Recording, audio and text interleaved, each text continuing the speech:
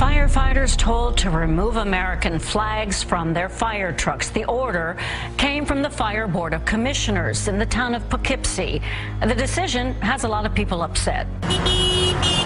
Angry, a resident stands in front of the fire department that had to take these American flags off of trucks. And we're going to wave the flag. So if they won't hang it on the trucks, if the commissioners won't do it, then we're going to stand out here and we're going to do it.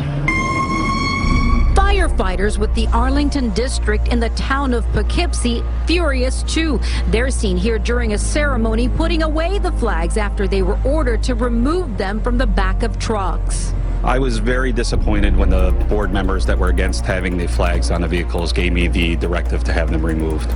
The removal order coming from the Fire Board of Commissioners. Joe Armstrong, who didn't want to talk to us, one of three who voted for the removal. Why can't you just tell us why you didn't vote, why you voted for the flag to be taken off? The board's chairman, Jim Beretta, though, stands by his decision, saying the flags pose a danger to drivers on the road if they fly off and to firefighters climbing up and down trucks. He says two of the flags were just too big. For example, one flag is mounted to the back of one of our ladder trucks.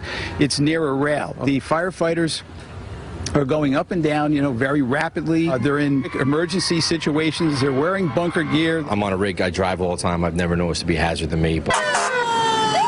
The FDNY and other companies fly American flags. Why this commissioner voted against removing them. There's never been any incidents that we are aware of. Couldn't it just be limiting the size of the flag rather than just voting to not allow it at all? Yes, that can be done. Tomorrow, the fire chief, the union, and two commissioners will be meeting to see if they can come up with a compromise. It has been overwhelming, not only for me, but for the firefighters and for the office staff. We have literally received hundreds of phone calls, emails, visitors, and everything, with the majority of people being in support of having the flags being placed back on the fire apparatus and supporting the department members as a whole.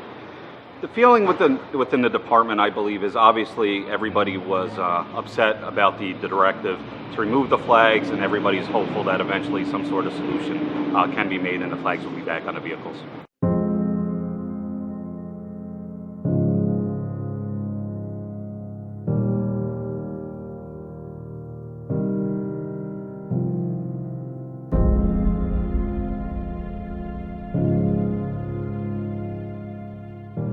Spokesman for the Pentagon stated that the Syrian Air Force dropped bombs in an area where U.S. Special Forces were operating at the time.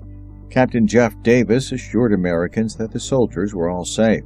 This is the first time U.S. ground forces have come this close to being attacked by the Assad regime. The U.S. contacted Russia, making it very clear that the U.S. would respond if under attack. Just an hour and a half into the UN's World Humanitarian Day, this happened. A regime airstrike that hit the only hospital left in the rebel-held suburb of Daraya. Now it's being closed down. Doctors say the attack at 1:30 in the morning used napalm. It's a substance that can stick to the skin and cause severe burns, which could constitute a war crime. This is not the first time the hospital has been struck. It has been struck before with rockets, missiles, and barrel bombs.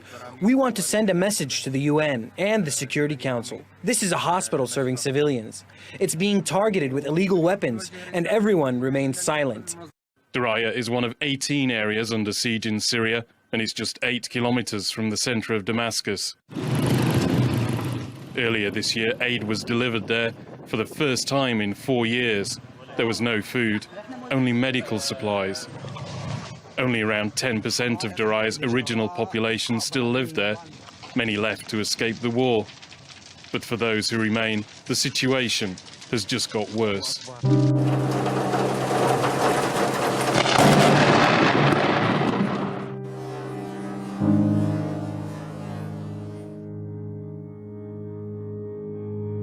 Russia's armed forces have carried out an exercise in Crimea which involved the transfer of troops and equipment to the peninsula from Russia. The Russian Defense Ministry said the exercise involved vessels of the Black Sea Fleet, including a large landing ship, a diesel-electric submarine, mine-sweeping ships and missile cruisers, as well as trains and river vessels. The troops participating in the drill also rehearsed intercepting groups of saboteurs and repelling a submarine attack. Vladimir Putin flew into annexed Crimea on Friday, a day after staging war games there. Russia's president said he hoped Ukraine would see common sense when it came to resolving a diplomatic crisis over the peninsula. 2 years after Russian troops seized the peninsula, it is again the focus of international tension. The Russian president accused Kiev last week of sending saboteurs who clashed with Russian troops. Kiev has also fought a 2-year war against pro-Russian separatists in 2 eastern provinces. It denies the border incident ever took place and calls it a fabrication that could be used as a pretext for a new Russian invasion. Now, China and Russia could have reason to be concerned as the U.S. bolsters missile defense systems in Europe and Asia along the two countries' borders. This summer, the U.S. has made several weapons moves in Europe and Asia that have Russia and China wondering if and how to respond. Let's go first to Eastern Europe, where in May, the U.S. activated an $800 million land-based missile defense station in Romania. In July, Poland purchased 2 Raytheon-made Patriot air and missile defense systems. And in August, Lockheed Martin won the $36 million bid to install missile defense equipment in Poland by 2018. The U.S. insists these stations are solely to protect NATO countries against the Middle East, specifically Iran, who continues to deploy and develop ballistic missiles. But Russia has its doubts as it watches former Soviet bloc countries near its borders build up massive defense systems. To Asia now, where Japan and South Korea are making big purchases from the U.S. South Korea has reiterated its intention to install the Terminal High Altitude Area Defense, or THAAD, a U.S. missile interceptor station. Japan's considering getting one as well. The U.S. growing its missile defense network overseas, neighboring Russia and China could find themselves with similar national security concerns. What the U.S. sees as defense, Russia and China could see as containment. And the very presence of the highest tech defense systems could lead to additional escalation if either Russia or China decide to respond. Japan and the U.S. plan to further strengthen their security ties through a deal that will allow more exchanges of military supplies and equipment. All this while in the East Sea yesterday, the Chinese Navy held a combat drill involving guided missile ships, which it says was part of routine training with no particular target. Japanese self-defense forces will be allowed to provide more military supplies to American forces as soon as the end of this year. The Japanese Nihon Keizai Shimbun reported on Friday that the Japanese government will amend its Acquisition and Cross-Servicing Agreement, or ACSA, with the United States under new national security laws that took effect in March. The changes mean Japan will be able to supply fuel, ammunition, and other material to U.S. forces not only during joint exercises or when Japan is under direct attack, but also when such attacks are expected and during U.S. military operations. The Japanese Foreign Affairs Minister Fumio Kishida and the U.S. Ambassador to Japan Caroline Kennedy will sign the revised draft of the ACSA by early next month. The draft will then be submitted to the Diet. Tokyo also plans to revise its ACSA with Australia. While the U.S. and Japan moved to strengthen security ties, the Chinese Navy held a combat drill on Thursday in the East Sea. The exercise involved 2 naval task forces, one on its way back from RIMPAC, a multinational exercise in Hawaii, and the other from China's Donghai Fleet. According to the Chinese military's official newspaper, the fleets engaged in a fierce mock battle, firing live missiles and cannons. South Korea has conducted its largest ever live-fire exercises to mark today's anniversary of its artillery clash between the DPRK and itself. So says the aim of Thursday's exercise is to demonstrate its determination to counter Pyongyang's military provocation. The DPRK denounced the move and called it a rash provocation. Pyongyang also slammed Seoul for heightening tensions on the Korean peninsula and attempting to create what it says as a warlike atmosphere. Pyongyang's official newspaper, Rodong Sinmun, says the drill is bringing the peninsula into the worst state of crisis. On August 20th last year, the two countries traded artillery fire across their heavily militarized border. The rare exchange left no casualties but pushed already elevated cross-border tensions to dangerously high levels. Germany is introducing a partial ban on wearing burqas. That's according to the country's interior minister. He says the restriction on the full body garment is to ensure security, as people will not be able to cover their faces. Germany is tightening security following a string of attacks across Europe. A similar move is being echoed by neighboring Austria, where MPs are also calling for the full body veils to be outlawed. The country's foreign minister supports the ban and also plans to introduce a new integration law next year. A full body veil is hindering integration. It's not a religious symbol, but a symbol for a counter-society. And that was France, which pioneered it back in 2011. Belgium followed suit the very same year, and Holland approved a partial burqa ban in 2015, with the Italian region of Lombardy also introducing a similar measure that year. And most recently, the region of Ticino in Switzerland outlawed the full body garment as well. The burqa has been brought fully into the spotlight following a spate of atrocities in Europe this summer. For many tourists, it's the one item you must never leave home without: your mobile phone.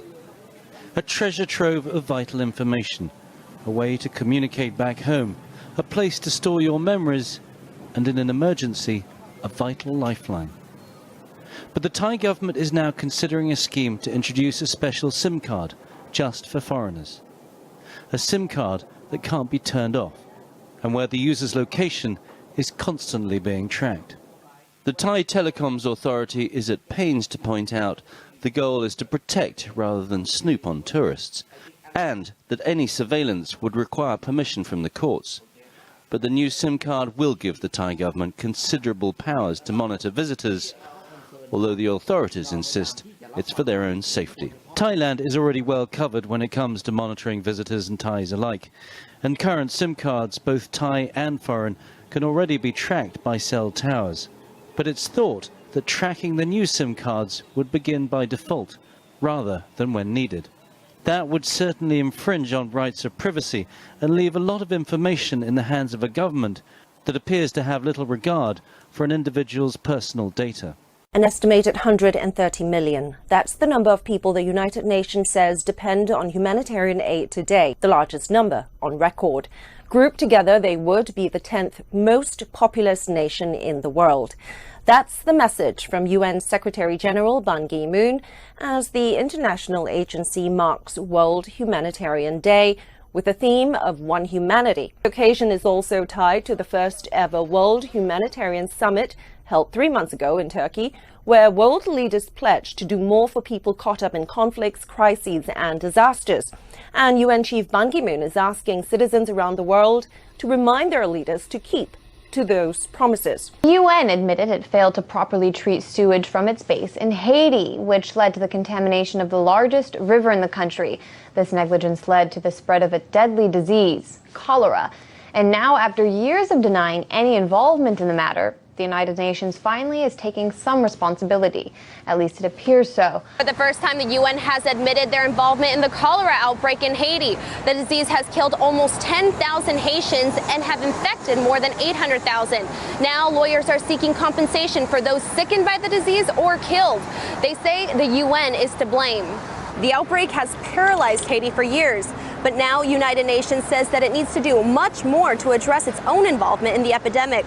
Researchers say that there is an overwhelming amount of evidence that the deadly disease contaminated Haiti's largest river in 2010, killing about 7% of Haiti's population. As of March, the disease killed an average of 37 people a month, a result of inadequate treated sewage from the UN peacekeeping base. The UN has never accepted responsibility for any wrongdoing in this matter, and their response? Diplomatic immunity to lawsuits filed on behalf of victims in the U.S. courts. But UN spokesperson Farhan Haq came a little closer to acknowledging the organization's involvement in the matter and promises a significant set of UN actions. He told reporters yesterday, over the past year, the UN has become convinced it needs to do much more regarding its own involvement in the initial outbreak and the suffering of those affected by cholera. But exactly what does this mean to do more? The UN has yet to disclose any details or information on what they're doing to resolve this matter.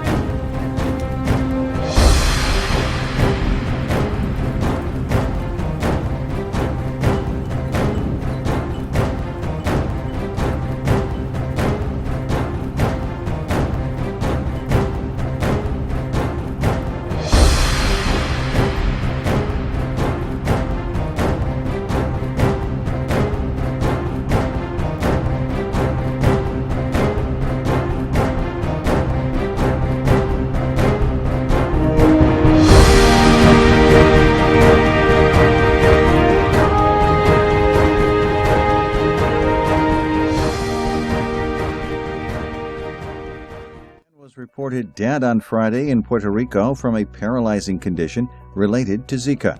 According to state epidemiologist Brenda Rivera, the man was between 35 and 45 years old and died from Guillain-Barré syndrome. The condition can cause temporary paralysis and, in rare cases, death. Rivera noted that it's uncommon for the victim to be so young. She says it shows that everyone is susceptible to Zika, and she continued to urge Puerto Ricans to protect themselves from mosquito-borne virus. And she continued to urge Puerto Ricans to protect themselves from the mosquito-borne virus.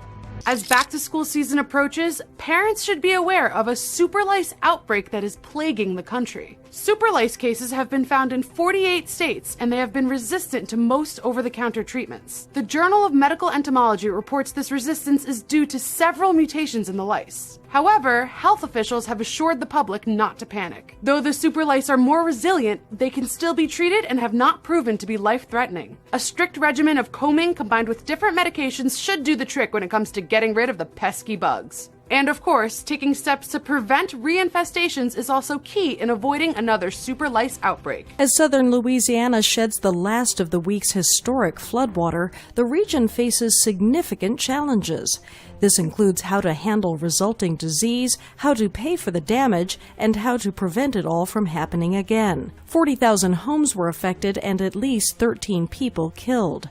Many people turned the flood into a political issue, but its victims focused on immediate matters. They focused on finding loved ones, burying pets, and shoveling river silt from their living rooms. In places where relief agencies had not arrived, residents searched for food for themselves and their children. Now to Louisiana, where those deadly, devastating floods have killed at least 13 people. Thousands are still in shelters there this morning. And President Obama is under fire for not cutting short his vacation and visiting the state. ABC's John Carl joins us now. John, what are critics saying and how is the White House responding?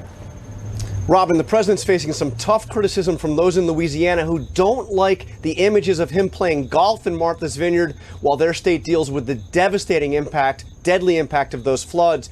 The Advocate newspaper in Baton Rouge is saying he should pack his bags and get to the state, saying it's time for President Obama to visit the most anguished state in the union. Last month, as torrential rains brought death, destruction, and misery to Louisiana, the president continued his vacation in Martha's Vineyard, a playground for the posh and well-connected. Now, Robin, as you know, no president really goes on vacation. The White House points out he's been getting regular briefings on this. He's dispatched his Homeland Security Secretary and the FEMA director to the state and offered any assistance the administration can offer.